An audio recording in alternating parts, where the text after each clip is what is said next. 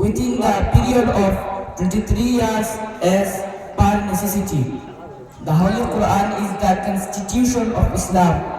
It is mandatory to obey the Quran and its rules in every step of our life. Assalamu alaikum wa rahmatullahi wa barakatuh. نحمده ونصلي على رسوله الكريم أما بعد. Honorable Chief Guest, respected other guests, my sons and my dear friends, first of all take my salam, then I am going to deliver a speech on Holy Quran. The Holy Quran is a book of Allah conveyed to the Prophet Muhammad sallallahu alaihi wasallam within the period of 23 years as per necessity.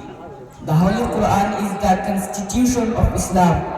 It is mandatory to obey the Quran and its rules in every step of our life. And its rules in every step of our life, Allah will be guided them and reward them with reward. Wa akhiru da'wana alhamdulillahi rabbil alamin.